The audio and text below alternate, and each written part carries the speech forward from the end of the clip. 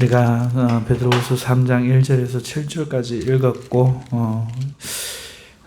이 본문을 가지고 말씀을 증거할 터인데 사실은 전체 18절까지를 한꺼번에 말씀을 드리는 것이 더 한눈에 쏙 들어오고 좋지 싶습니다. 그런데 시간이 많이 걸리는 관계로 어쩔 수 없이 7절까지 끊어서 먼저 한번 말씀을 드리려고 합니다. 3장 전체는요, 어떤 내용을 쓰고 있는가 하니까 주님의 강림하심에 대해서 쓰고 있습니다. 주님의 강림하심. 그러니 1절에서 7절까지도 당연히 주님의 강림에 대한 내용이에요, 이게. 여러분, 주님의 강림, 재림. 여러분, 이 강림하심은 다른 말로 예수님의 다시 오심, 그런 의미죠. 주님의 강림. 다시 오신다는 것은요, 이미 한번 우리에게 오셨던 걸 말하는 거죠. 주님은 이미 2000년 전 우리에게 오셨습니다. 임마누엘이라, 하나님이 우리와 함께 하신다. 여러분, 그것이 그냥 그때 당시의 현상을 이야기하는 게 아니고요. 이게 하나님의 뜻입니다. 성경을 꿰뚫고 있는 또 다른 하나의 이 줄이라고 할 수 있어요. 무슨 말인가 하면은, 지금 주님이 이 땅에 한번 오신 것은 하나님이 우리를 구원하기 위해서 단회적으로 이렇게 예수님을 보내셔서 구속사를 이루셨다, 이런 말이 아니에요. 이건 하나님의 뜻입니다. 동행, 함께 하심, 하나님이 우리와 함께 하심. 이거는 에녹을 통해서 하나님이 원하시는 것을 드러내신 하나님과 함께 하는 삶. 그래서 구약 이스라엘 백성도 보면은 하나님이 어떻게 하셨죠? 하나님이 시내산에 계셨나요? 성막을 짓게 하고 그 성막에 계셨죠. 하나님이 어느 정도로 우리와 함께 하기를 원하시는가 하면은 하늘 보좌를 삼고도 하나님은 비좁아요. 그런데 조그만 성막 하나 쳐놔놓고 이스라엘 백성이 거기 있으니까 그 진중에, 그 가운데 하나님이 이스라엘 백성과 함께 하려고 하는 거죠. 제사라는 게 뭔지 압니까? 구원이라는 게 뭔지 압니까? 하나님과 함께 하기 위한 방법이에요. 보세요. 하나님은요, 죄를 심판하실 수밖에 없는데 죄를 지으면 어떻게 됩니까? 심판받죠. 그런데 하나님이 그 진중에 계시면 어떻게 됩니까? 화가 되잖아요. 화가. 오히려 저주가 되잖아요. 그러니까 그 제사란 건 뭡니까? 하나님이 그 성막에 계셔서 백성과 함께 하시기 위해서 죄를 처리하는 거예요. 그게 본질이란 말이죠. 죄를 씻는 거, 이게 우리의 더 중요하게 여겨질 수 있죠. 우리 입장에서는. 아니요. 더 중요한 주제는 하나님이 우리와 함께 하기를 원하신다. 구약의 잠언에도 여호와를 인정하라. 그리하면 그가 내 길을 인도하시리라, 지도하시리라. 하나님을 우리가 늘 함께 여호와를 인정하는 게 하나님이 늘 함께 우리 길을 인도하는 거예요. 함께 해야 인도하지. 떨어져 있으면 인도 못 하잖아요. 그죠? 그래서 예수님의 구원도 뭐냐 하면은 우리는 구원이 목적이 되지만 아니요. 하나님이 들어와서 너는 나로 더불어 먹고 나는 너로 더불어 마시는 거. 함께 하는 거. 이게 목적이거든요. 구원의 목적, 십자가의 목적.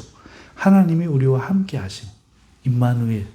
이게 그냥 그런 의미가 아니고 그래서 주님의 재림도 그와 맥을 같이 해요. 함께 하시러 가신 거예요. 이 땅에 오셨는데 함께 하려고 오셨어요. 함께 하지 못하는 죄를 제거하시고 우리를 사로잡고 있는 이 마귀의 뱀의 머리를 밟아버리시기 위해서 오신 거죠. 그리고 주님께서는 함께 하기 위해서 다시 가신 거예요. 그러니까 그 가심은 함께 하러 다시 오기로 한 이 사실을 전제로 하고 가신 거죠. 그러니까 영원히 떠난 게 아니죠. 그것을 예수님께서는 요한복음 14장 1절에서 3절에 이렇게 이야기하십니다. 자신의 가심을 너희는 마음에 근심하지 말라. 하나님을 믿으니 또 나를 믿으라. 내 아버지 집에 거할 곳이 많도다. 그렇지 않으면 너희에게 일렀으리라. 내가 너희를 위하여 거처를 예비하러 가노니.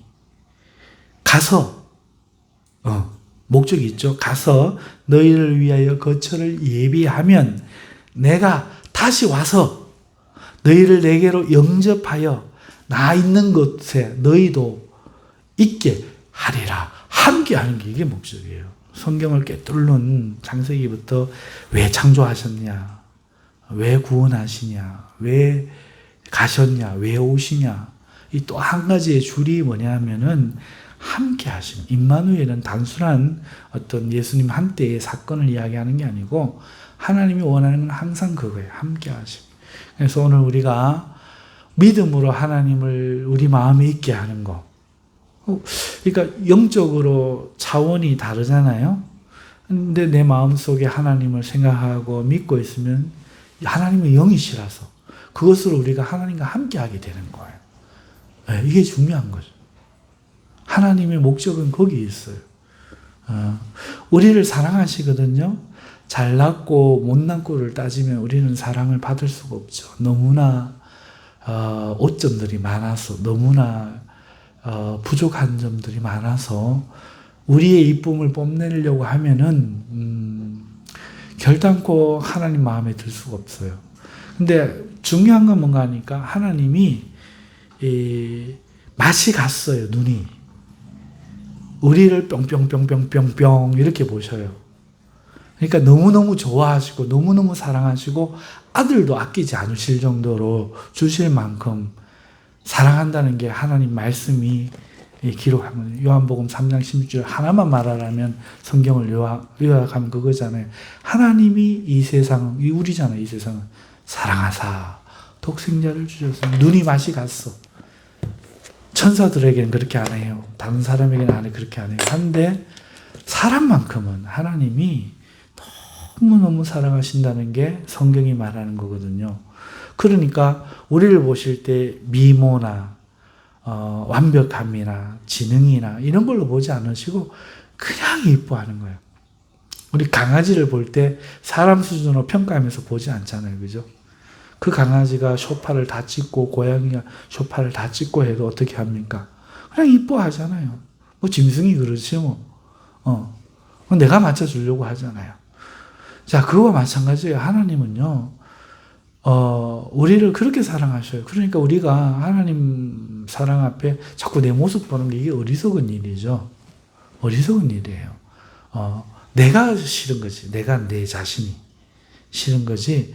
하나님은 그렇지 않으셔요. 하나님은 너무너무 이쁘게 나서 똥밖에는 싸는 게 없고 빽빽 울기밖에 못하는 애를 어느 엄마가 미워합니까?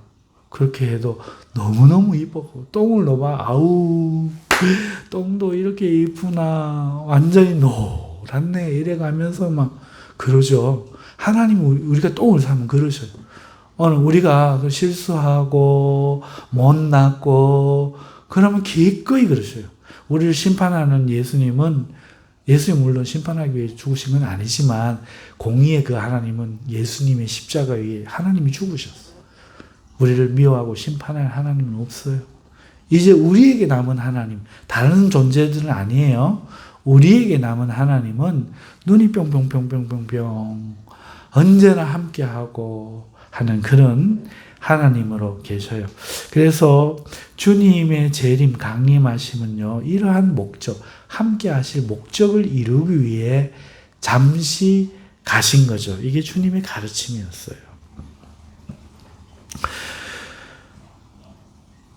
자, 잠깐만 또 생각을 해보면은 아버지 집에 거할 곳이 많도다 하면 그냥 바로 데려가면 되지. 왜 거처를 예비하러 가십니까? 그거는요, 이런 거죠. 혼인잔치의 세단장과 같은 그런 이유예요. 여러분 요한복음에 보면은 갑자기 예수님 공생의 시작도 안 했는데 가나 혼인잔치 비유가 나와요. 다른 복음엔 전혀 없어요. 오직 거기만 딱 나와요. 그러면서 예수님이 술도가를 차려요. 항아리 물을, 발 씻는 물을 포도주로. 예수님 할 게 없어 능력으로 물로 술을 만드셨을까 싶지만 그거는요, 혼인잔치가 우리에게 비유해 주는 것을 드러내는 거예요. 요한복음이 말해 주는 것은 뭔가 하니까. 아까 읽어드리는 요한복음 14장 1절의 말씀도 내가 가는 것도 너희가 있을 예비할 처소를 라고 이야기했잖아요. 지금 요한복음 시작하면서 첫 번째로 나오는 비유는 혼인잔치에 술 떨어진 거를 물로 술 바꾸어 주시는 거잖아요. 이게 다 결혼식이란 말이에요. 결혼식. 예, 이 결혼식이에요. 그러니까 이 요한이든 예수님의 사랑하는 제자가 나사로든 뭐 이 성경 저자가 사도 요한이든 나사로든 상관없고 어찌됐든 누가 썼든 간에 어찌됐든 간에 이 저자가 말하고자 하는 건 뭔가 하니까 신앙의 본질, 하나님 사랑의 본질이 뭐냐? 우리 신앙의 핵심이 뭐냐? 혼인잔치라는 거죠. 다시 말하면 사랑하는 것이라는 거죠. 자, 사랑하는 사람을 혼인잔치를 회복하시고 하나님이 태초에 만들면서 우리와 함께 하시려고 했던 그 혼인잔치가 우리의 불순종으로 깨졌잖아요. 그걸 회복하시고 이제 우리가 있을 집을 예배하러 가시는데 그냥 있던 방에 아무데나 데려가시는 게 아니고 혼인잔치니까 신부를 맞이하는 거니까 세 단장이 필요하다는 거죠. 그래서 거기에 격에 맞는 우리를 그렇게 대우하고 계심을 요한복음이 보여주는 거죠. 그러니까 아버지 집에 거할 곳이 많도다 하고는 왜 그냥 안 데려가고 예배하러 가셔야 하는가. 우리를 너무도 사랑하시기 때문에 그래서 주님이 정성껏 우리 있을 곳을 마련하고 그곳에 우리가 영원히 주님과 함께 살도록 데려가기 위하여 그렇게 가셨다 하는 것이죠. 자, 이거는 놀랍고 새로운 말이 아닙니다. 이미 초대교회 모든 성도들이 알고 있는 내용이었죠. 여러분, 우리 믿음의 남은 일정이 있어요. 믿음의 남은 일정입니다. 천지 창조, 그 다음에 우리가 타락했지요. 그리고 주님이 오셨죠. 십자가의 죽음과 부활, 그리고 승천해 하셨죠. 이제 이 믿음의 일이 마지막 하나 주님의 오심만 남겨놨죠. 그 믿음의 내용에 남아있는 단 한 가지. 믿음이라는 거는 여기에 동참하는 거지 믿습니다 이게 아니거든요. 여기에 동참하는 거예요. 여기에 그냥 가는 거예요. 이 백성이 이 부르심에 그냥 합류하는 겁니다. 합류하는 겁니다. 그러니까 이걸 안 믿으면 안 가겠죠. 그런 의미에서는 믿습니다도 뭐 믿음의 일부가 들을지 몰라도 믿음의 본질이라는 건 그런 게 아닙니다. 믿음의 본질이라는 거는 이 하나님이 구원하신 이 구속의 사역에 우리가 참여하는 것, 이게 바로 믿음이죠. 자, 이 나머지 한 가지는 주님의 재림은 우리가 잘 알고 있었던 이야기였다는 거죠. 초대교회도. 그런데 왜 주님의 강림하심에 대하여 오늘 베드로 사도가 다루고 있습니까? 이 당시는 얼마 안 됐을 때니까 더 우리보다 또렷하고 그럴 텐데, 더 잘 알 텐데 왜 다시 주님의 강림하심에 대하여 말하고 있습니까? 그리고 또 말하고 있는 것이 굉장히 좀 뭔가 이렇게 과격하지요. 세지요. 경고성에 가깝지요. 자, 그것은 이 강림을 기다리는 시간이 오래되고 있기 때문에 그렇습니다. 그리고 이로 말미암아 강림을 믿지 않고 조롱하는 자들이 등장하기 때문에 이렇게 다시 한번 이야기하고 강경한 어조로 이야기합니다. 그리고 이것은요, 시간이 오래되는 것과, 그러니까 재림의 시간이 정말 더뎌지고 오래되는 것과, 그로 말미암아 이 강림을 믿지 않고 조롱하는 자들, 이들이 등장하는 것은요, 우리 성도의 믿음에 심각하게 해를 끼칩니다. 성도가 오래되니까 정말 이렇게 주님의 재림에 대하여 인식이 희박하게 될 수밖에 없잖아요. 그리고 희박해지면 주님을 기다리면서 마땅히 갖춰야 할 경건한 삶의 자세가 사라지고 세속화되기 시작하죠. 그리고 강림이 없다라고 주장하는 사람들이 있음으로 인해서 성도들은 더 빨리 세속화가 되는 것입니다. 그래서 이미 알고 있고 믿음의 내용 중 하나였을지라도 다시 한번 이렇게 언급할 필요가 있는데 그 필요성이 이 베드로후서 3장 1절에서 2절 말씀에 잘 드러나 있습니다. 뭐라고 합니까? 사랑하는 자들아, 내가 이제 이 둘째 편지를 쓰노니 이 두 편지로 너희의 진실한 마음을 일깨워 생각나게 하여 곧 거룩한 선지자들이 예언한 말씀과 주 대신 구주께서 너희의 사도들로 말미암아 명하신 것을 기억나게 하려 하노라. 자, 이게 필요성, 이걸 이야기할 필요성이 이 1, 2절에 들어있는 겁니다. 이 말씀을 따라 생각해 보면 두 가지 필요성이 있다는 거죠. 첫째, 이런 편지를 통해서 우리 마음을 일깨울 필요가 있다는 거죠. 진실한 마음을 일깨울 필요가 있다는 거예요. 베드로는요, 2번이나 편지를 썼고요, 그럴 필요가 있음을 느끼고 있죠. 2번이나 쓰고 있는데, 서신은요, 베드로만 쓴 게 아닙니다. 오늘 읽었는 3장의 뒤로 넘어가 보시면 15절을 16절을 보시지요. 15절 16절을 보면은 또 우리 주의 오래 참으심이 구원이 된 줄로 여기라. 이거는 재림이 늦어진 거를 오래 참으심이라고 이야기하는 거예요. 우리 주의 오래 참으심이 구원이 된 줄로 여기라. 우리가 사랑하는 형제 바울도 그 받은 지혜대로 너희에게 이같이 썼고 그 모든 편지에도 이런 일에 관하여 말하였으되. 그러니까 베드로만 쓴 게 아니고 이미 바울도 썼다는 거죠. 바울만 썼겠어요. 바울이 주님의 강림하심에 대해서 썼음을, 그리고 그 편지를 이들이 받고 읽었음을 베드로 사도가 알고 있어요. 그런데 지금 또 쓰는 거예요. 알고 있는데. 바울 사도의 편지가 있어요. 있는데 강림하심이 더뎌지는 것에 대해서 바울 사도가 서신을 써갖고 있는데 그거 억지로 읽다가 망할까 싶어서 쓴 줄 싶지만 아니야. 그건 아니고 다시 한번 이걸 일깨울 필요성이 있다는 것입니다. 왜 그렇습니까? 오늘 읽었는 본문의 그 답이 진실한 마음을 일깨우기 위해서다, 이렇게 말하고 있어요. 진실한 마음을 일깨워. 여러분, 이 진실한이라고 번역된 단어는요, 보자. 엘리크리네스. 이 헬러 단어인데요. 이거는요, 두 단어가 합쳐진 겁니다. 헬레는 태양 광선이에요. 태양빛, 광선. 태양빛이고, 크리노는 심판하다, 판단하다, 재판하다, 시험하다, 이런 뜻입니다. 그러니까 태양광선과 판단하다, 이게 합쳐져서 엘리크레네스라는 단어예요. 진실하는. 태양광선과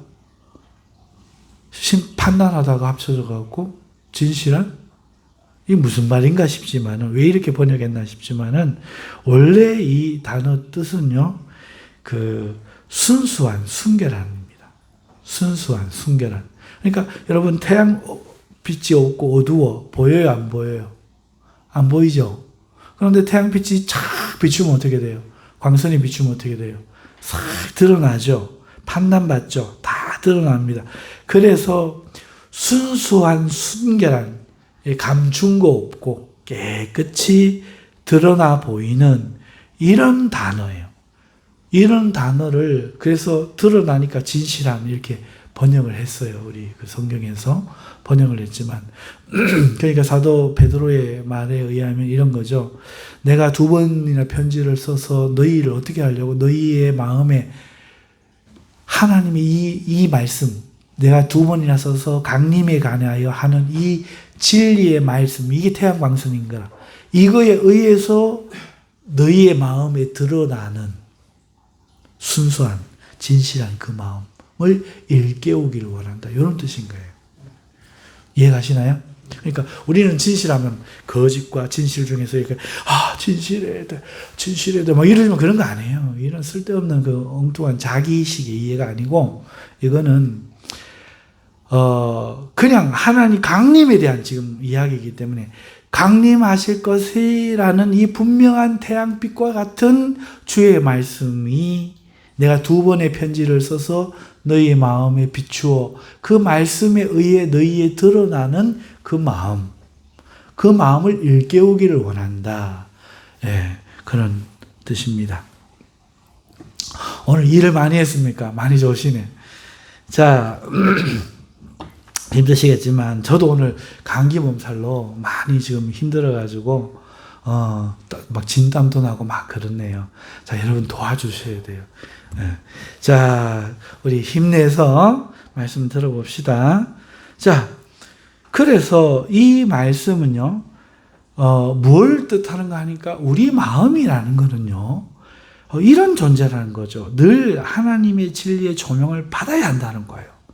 그렇지 않으면 타락한 마음이라, 죄로 말미암아 타락해 있는 상태라서 스스로 어두워지고 당연히 기억하고 있어야 될 것들을 망각하고 옳은 것들에 대한 판단이 자기 입장이나 어떤 것 유혹에 의해서 흐려지고 이런 이유로 지금 사도 바울도 썼지만 거듭 주의 강림을 잊지 말아라, 주의 강림을 잊지 말아라, 주의 강림을 잊지 말아라, 이렇게 너희 마음을 일깨울 필요가 있다. 이게 본문의 뜻인 거죠. 사랑하는 성도 여러분, 그러므로 우리 마음은 늘 조명을 받아야 돼요. 예수님 한 번만 믿으면 구원받잖아요. 맞나요? 예수님 한 번만 믿으면 구원받는, 교회 안 다녀도 되겠네요. 그럼 교회 뭐하러 나와요? 수요일날 이렇게 뭐 힘든데 뭐하러 나오셨어요? 저는 뭐하러 이렇게 땀 빨빨 흘리면서 1년에 한 번만 설교하고 말면 얼마나 좋아. 우리 마음이 그래요. 자녀들 키워보고 우리가 살아보지만 늘 들었던 그 말씀, 야야, 사람이 사람답게 살아라, 정의있게 살아라, 베풀어라, 잊어라. 그런 말씀을 부모님들이 늘 해주는 부모가 있는 게 그게 복이잖아요. 들은 말씀 그거 싫어하지 말고 또 듣고 그래 해도 자꾸 사람은 악해지잖아요. 자꾸 나를 해롭게 말하고 그러면 나도 모르게 막 분노가 폭발하고 내 마음은 변하거든요. 그런데 어머니가 자꾸 야야 원수 지면 안 된다, 야야 먹은 물에 우리 할머니 뭐라 그러시더라, 뇌물, 아무튼 뇌물을 주면은요 마음이 좋아진대. 먹은 물에 찡끈이었다 하던가 기억이 정확히 안 나는데 좀 믿기 그러도요, 가서 고기도 사주고 막 이렇게 하면요 그 사람도 그래도 이렇게 안 그럴 때보다 낫다는 거죠. 그렇게 살라 하는 그런 말들을 자꾸 들으니까 오늘 우리가 그래도 이만큼 세상을 유지시키고 옆집과 평화롭게 살고 읽어왔는데 요즘 부모님 노부 다 떨자놓고 방문 안 하고 대화 안 하고 하니까 세상이 얼마나 나빠졌는데, 이번에 난 너무 부끄러운 걸 봤어요. 그 버스를 타고 가는데 이번에는 어떤 남자예요. 의자를 제껴갖고 뒤로 있으니까 어떤 아주머니가 한 30대 됐을라나? 그 아주머니는 한 50대 됐어요. 의자를 좀 바로 세워달라 그러니까 쌍욕을 막 하면서요. 무슨 남자가 그런 남자가 있어. 우리 때는 생각을 해볼 수 없어요. 세상에 싸울 사람이 없어서 여자랑 싸웁니까? 그죠? 그러면 안 되죠. 막 쌍욕을 하고 거기서 막 그런데 아무도 저거 하지도 않고. 옛날 같으면 그럴 수가 없죠. 거기 있는 사람들 일어나고 그 젊은 청년 그냥 한 주먹 나와가지고 막 그래 했을 거예요. 다 못 그러게 그랬을 거예요. 그런데 지금은요, 그걸 말하는 사람이 없어요. 많아져요. 가정교육이라는 게 뭡니까? 했던 말 또 하는 거 아닙니까? 야야 신호등 지키고 다니고, 야야 하나 얻어먹었으면 니도 사주고, 야야 그냥 공돈 같은 그런 거 바라지 말고, 길에 돈 있어도 줍지 말고 경찰서 갖다 주고, 그렇게 자꾸 들려줘야 되죠. 여러분, 우리의 마음은요, 그렇게 진리의 조명을 안 받으면 우리 마음은요 타락해 있기 때문에 자꾸 자기 좋은 대로 해석하고 자기 편한 대로 생각하고 막 그렇게 합니다. 오늘 우리도요 그 재림을 믿고 있잖아요. 훈영이 재림 믿고 있지? 믿지? 재림 믿고 있지만요, 하루하루 삶 가운데 살다 보면 우리 마음은요 다른 것들, 그 세상의 것들로 인하여 채색되고 정말 기억하고 드러나야 할 진리는 덮여버리기 쉬워요. 그래가지고 신앙생활을 계속 지속하고 있었음에도 어느 순간 보면 왜 주의 재림을 기다린 나의 마음이 이렇게 흐려졌을까 깜짝 놀라는 순간이 오죠. 주의 재림 기다리지만 오늘 어디 가 있었어? PC방 가 있었지. PC방 가갖고 그래가 주님의 재림을 기다리기보다는, 그쵸? 이게 우리의 모습이거든요. 왜? 늦어지니까. 진짜 바로 오시면은 PC방 가게에서 교회 와서 기도하겠어요? PC방 가 있는다고? 왜 와서 기도하겠지? 5분 뒤에 오시면?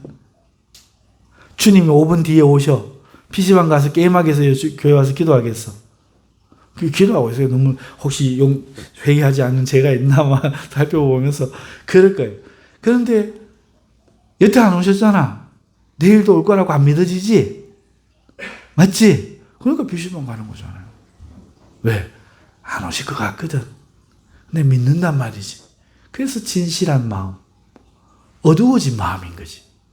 그래서 강림의 이 이야기를 또 비추어가지고, 내가 오늘 또 잊었구나. 이렇게 일깨울 필요가 있다. 우리의 마음이 이렇게 타락한 마음이다 하는 것이 이 베드로 사도의 말씀인 거죠. 첫 번째, 이런 필요성이 있다는 거예요. 둘째는요, 우리는 생각하고 기억할 필요가 있다는 거예요.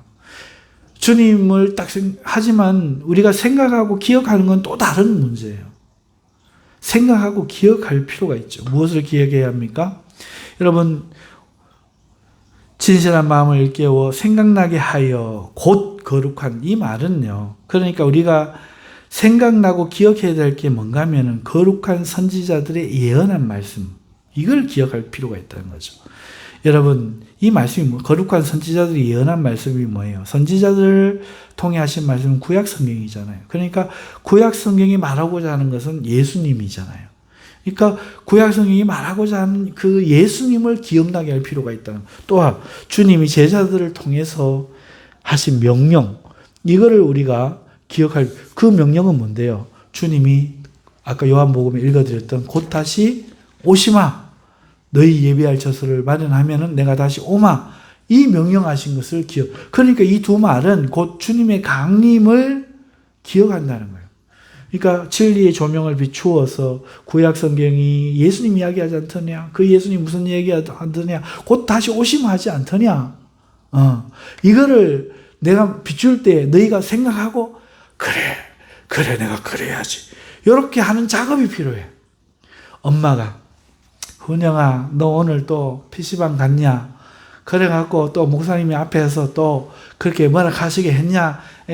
회초리를 때렸어. 그 훈영이가 아이야 눈물 질끔 잘못했어요 그랬어요. 그리고 그 다음 주에 수요일 와가 또 간 거지. 왜? 이 작업이 없었는 거야. 내가 그렇게 했는 거는 엄마를 아프게 하는 걸까?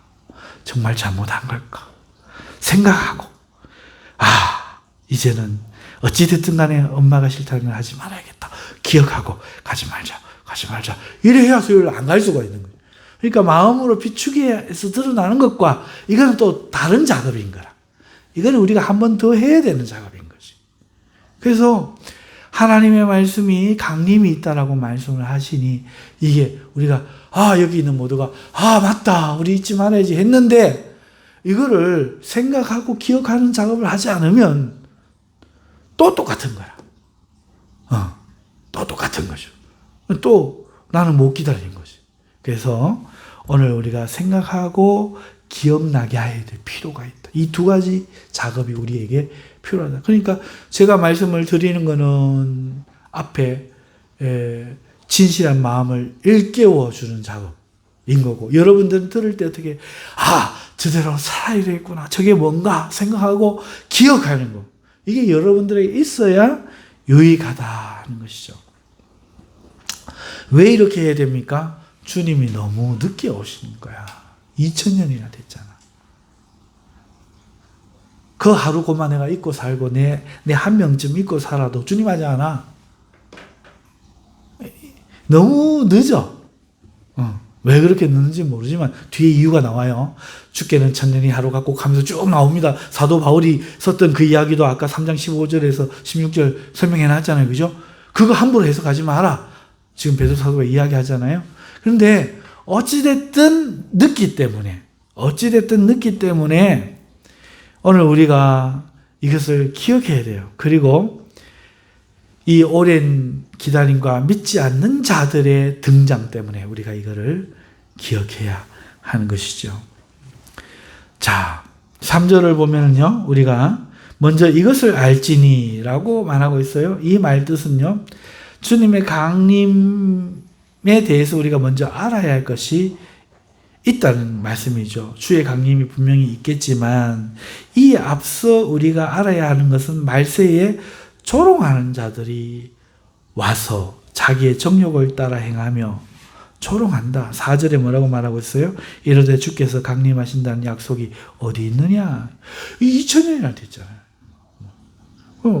한 30년, 40년만 늦어도, 한 100년만 늦어도 그 당시에 길어지니까 어떤 사람들이 주의 강림하신다는 약속이 어디 있느냐? 이 말은 주님이 약속하지 않았다 이런 말이 아니고, 약속은 했지만 어디에 이루어지느냐 이 뜻이에요. 안 이루어진다 이거죠. 그 100년 뒤에 누가 나타나서 봐라 안 이루어졌네.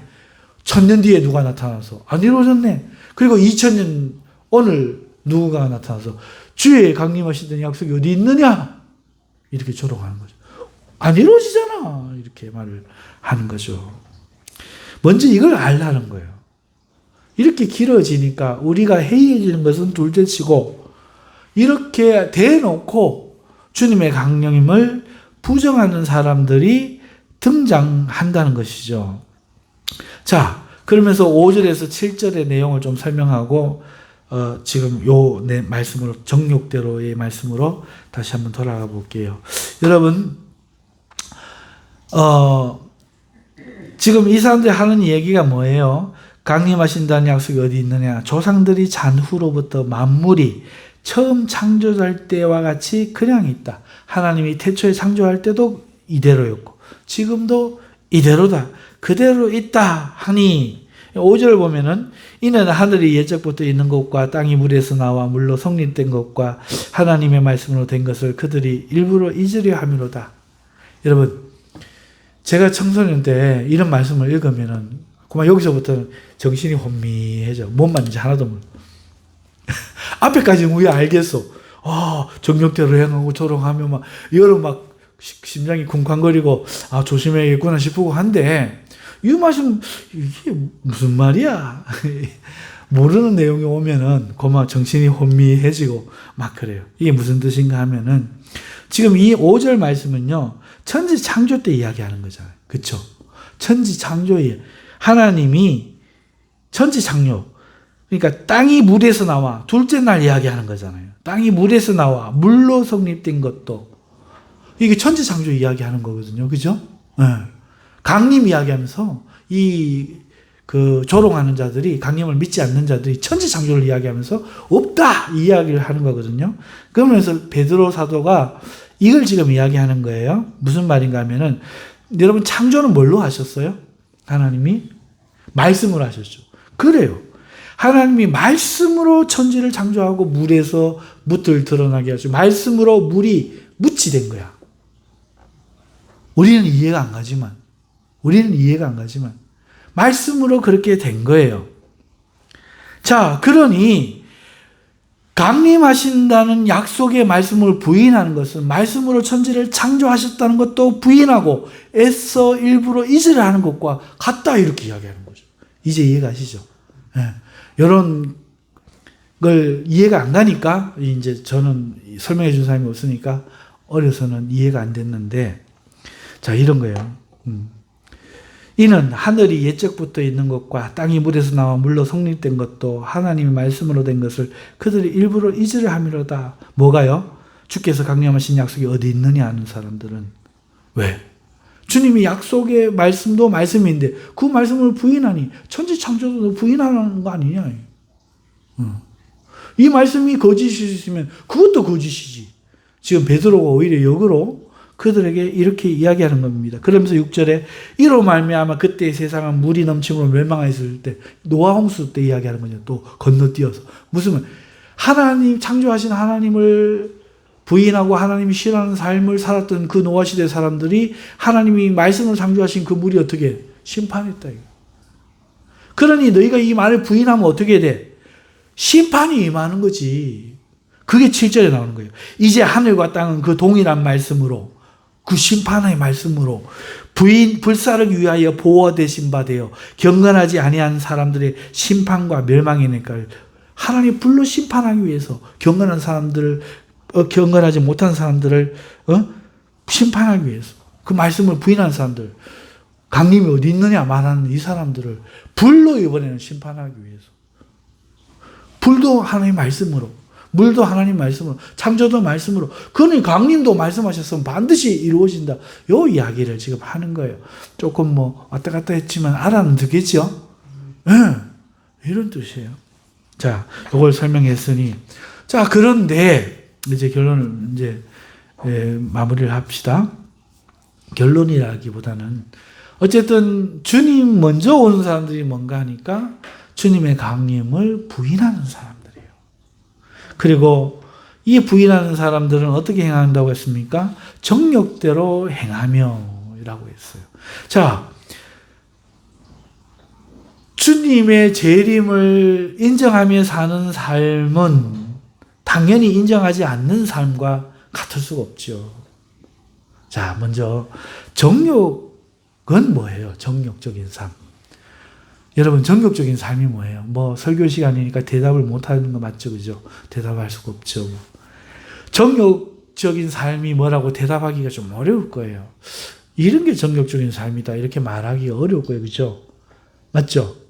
뭐 끔찍하고 아주 음란한 그런 어떤 거를 말할 수도 없고 그러니까 정욕적인 삶 하면은 말하기가 어려울 거예요. 그럼 반대로 이야기해 봅시다. 정욕이 아닌 거는 뭐예요, 그러면? 요건 이제 말할 수 있죠. 정욕이 아닌 거. 정욕적인 삶이 아닌 거. 여러분, 하루를 열심히 해서 일하고 사는 거. 오늘 하루 열심히 일하고. 그러니까 아침에 일어나서 농사꾼이면은, 농작물, 농사를 하기 위해서 풀을 뽑고, 물을 주고, 약을 치고, 여러분, 이렇게 열심히 일하고 사는 거.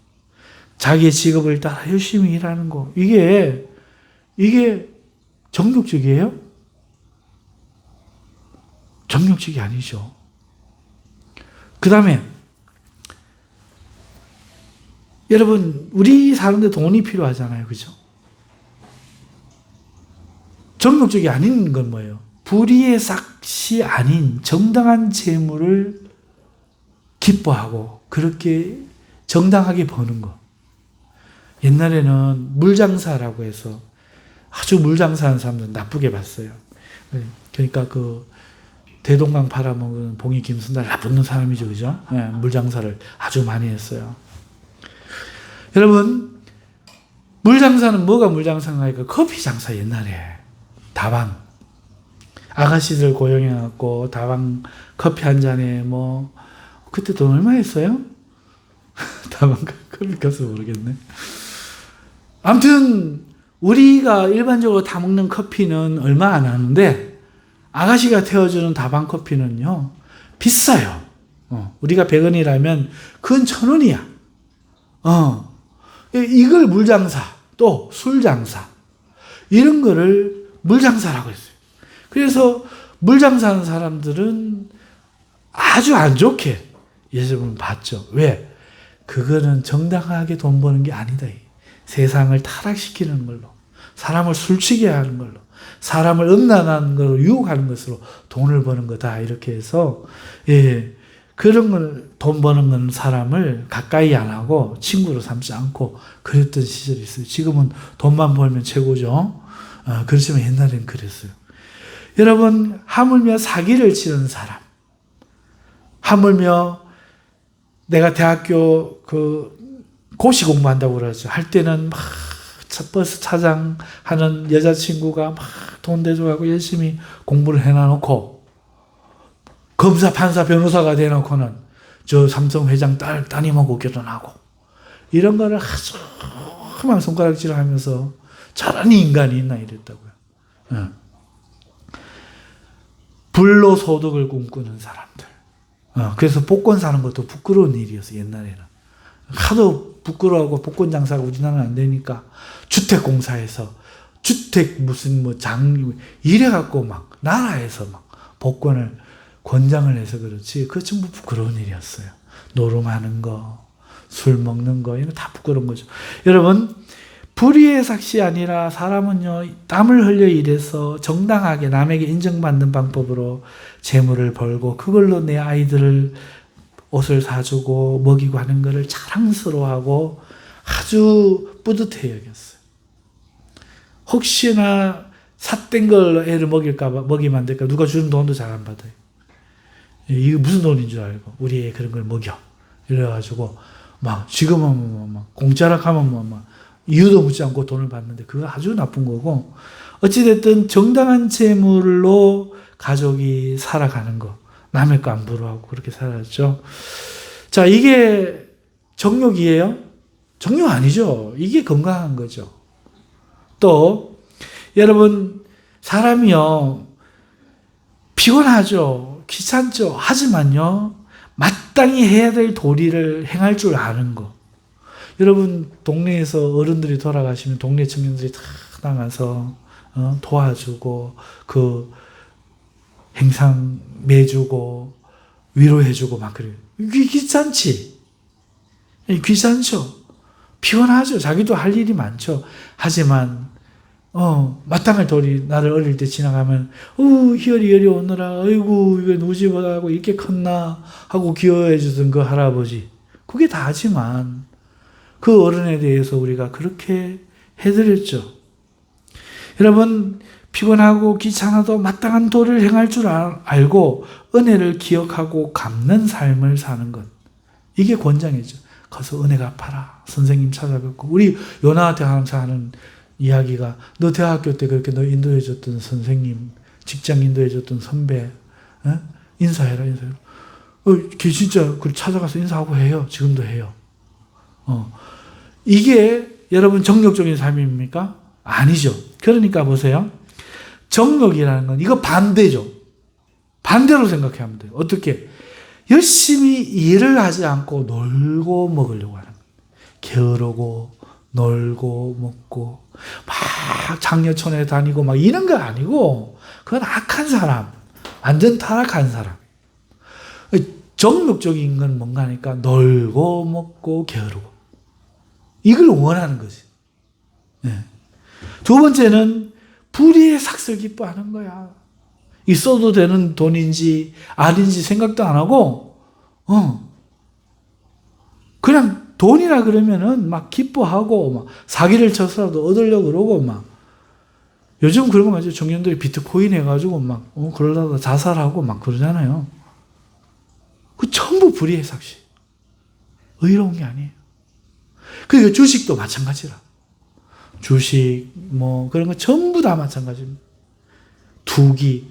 노름에서 돈 벌면 안 되면 주식에서 돈 벌도 안 돼요. 그거 다 주택공사가 주택해갖고 복권 사게 하는 거나 주식이라는 거 만들어갖고 돈놀이 하게 만드는 거나 다 같은 거예요. 원리는 똑같은 거예요. 그런 거 없으면 빚쟁이 안 생기고 자살할 사람 안 생겨요.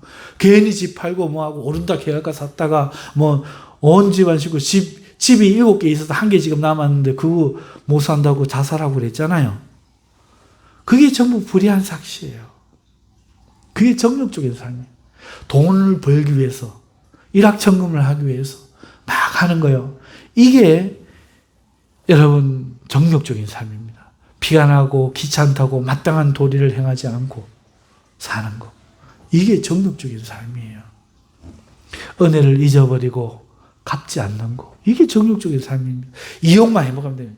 어머 해주면 너무 고맙겠는데? 놓고는 그게 다야. 여러분 이게 정욕입니다. 이렇게 살면 주님 오실 때 어떻게 되겠어요?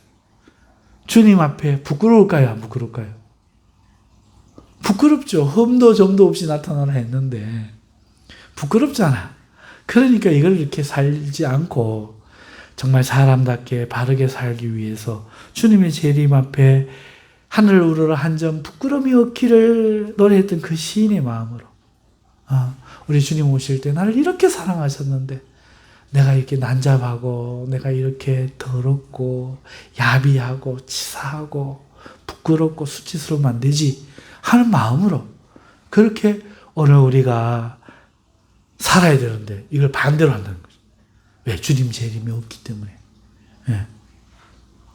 그래서 우리 청년들 목사님 왜 뭐 게임하고 막 하는 것만 뭐라 게임 요즘 세상에 옛날에 우리는 자치기 하고 오징어 땅콩하고 뭐 술래잡기 하고 이것도 노는 건 노는 거지.